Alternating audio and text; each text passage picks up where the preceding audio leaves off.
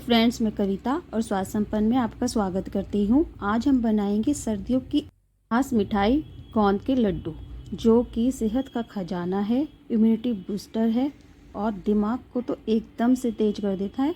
और अगर आप इसको 7 दिन लगातार खा लेंगे तो आप पूरे साल बीमार नहीं पड़ेंगे। जिसके लिए हमें चाहिए 2.5 कप आटा, 2 कप पिसी हुई चीनी। हमें देखें तो 500 ग्राम आटा और 400 ग्राम हमें पिसी हुई चीनी चाहिए। कुछ हमें ड्राई फ्रूट चाहिए, जिसमें मैं ले रही हूँ बादाम, अखरोट, पिस्ता, काजू, थोड़े पंपकिन सीड और थोड़े से खरबूजे के बीज। ड्राई फ्रूट आप अपने हिसाब से ले सकते हैं, सब ऑप्शनल है। और 100 ग्राम के करीब आपको लेना है गोंद, जिसे एडिबल गम भी कहते हैं। और हमें 1 कप के करीब चाहिए कोकोनट पाउडर, जिसे कि हम डेसिकेटेड कोकोनट भी कहते हैं। ये जितने भी चीज़ें हैं ये सब ऑप्शनल है, आप कम ज़्यादा कर सकते हैं। अब हम एक गैस पे कढ़ाई रखेंगे और उसमें डालेंगे घी, क्योंकि जो भी हम मिठाइयाँ बनाते हैं वो हमें देसी घी में ही बनानी चाहिए, तभी उनका ज़्यादा अच्छा टेस्ट आता है। और ज़्यादातर ये वाले लड्डू तो आप देसी घी में ही बनाइए, यानी कि शुद्ध घी में ही बनाइए। जैसे ही घी हमारा मेल्ट होता है, उसमें हमें अपना जो हमने 2.5 कप आटा लेकर रखा है उसे सारा डाल देना है और भूनना शुरू करना है।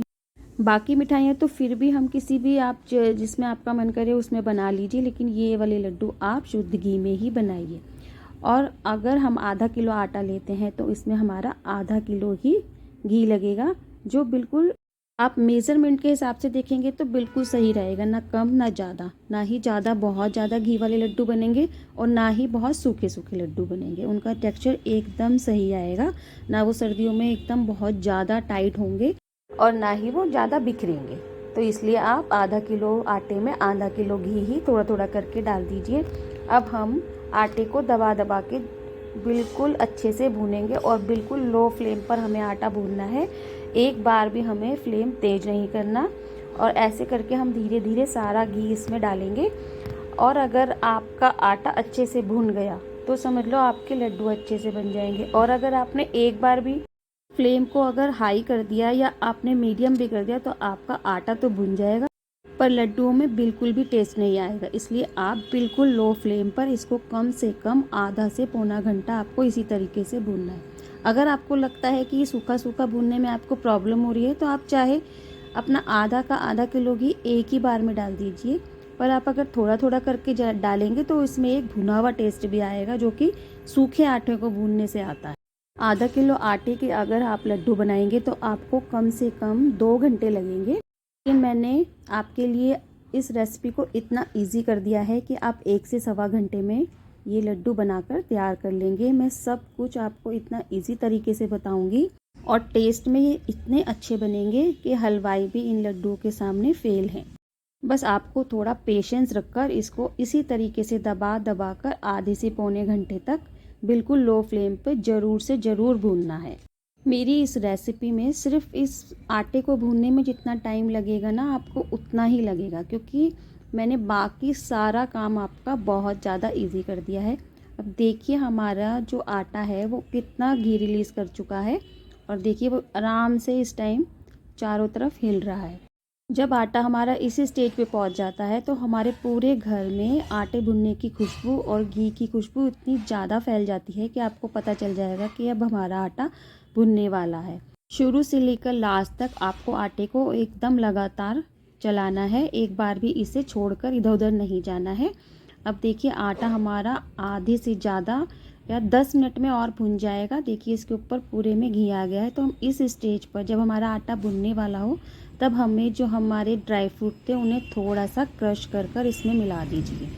इस टाइम ड्राई फ्रूट डालने से होगा ये कि जितनी देर में हमारा आटा अभी भुनने वाला है ना, उतनी देर में हमारे इसी के अंदर हमारे ड्राई फ्रूट्स भी एकदम करारे भुन जाएंगे, क्योंकि इसमें घी भी है और आटा इस टाइम बहुत ज़्यादा गर्म होता है। तो हमें अलग से घी में अपने ड्राई फ्रूट भूनने की बिल्कुल भी ज़रूरत नहीं है।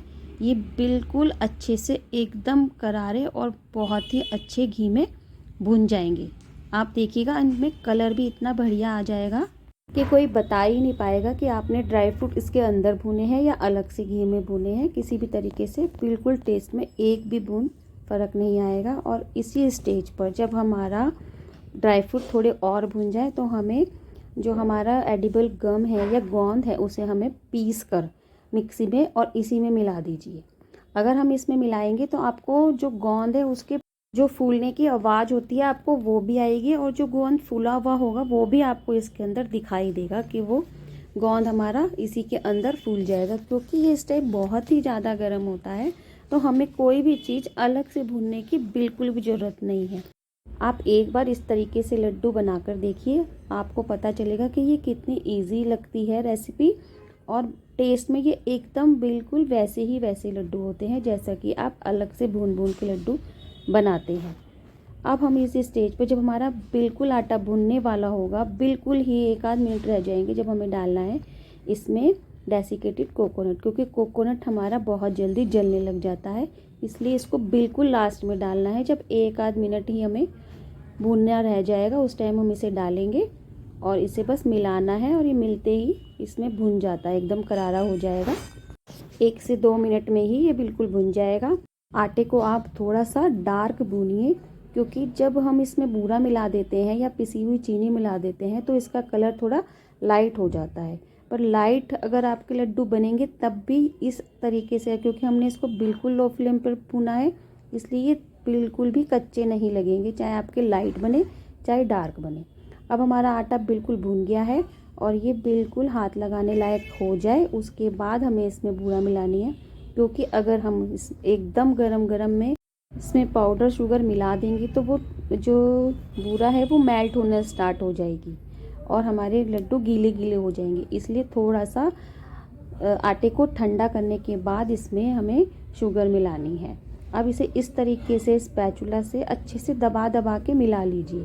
बिल्कुल नीचे तक आपको अच्छे से मिला लेना है, नहीं तो नीचे के आटे में पूरा मिल नहीं पाती है और ऊपर में मिल जाती है। और इसके इस तरीके से लड्डू बना लीजिए, और इसका टेक्सचर देखिए गाइस, देखिए ना ही ये एकदम सूखे हैं और ना ही ये एकदम घी से भरे हुए हैं। हमारे लड्डू एकदम माउथ मेल्टिंग बने हैं। गाइस अगर आपको ये रेसिपी पसंद आई है तो प्लीज़ मेरे चैनल को सब्सक्राइब, लाइक और शेयर करना बिल्कुल ना भूलें, और बेल आइकन तो बिल्कुल ज़रूर दबाइए। अब आप ये रेसिपी ट्राई कीजिए और अपने अनुभव मेरे साथ शेयर कीजिए। Bye bye.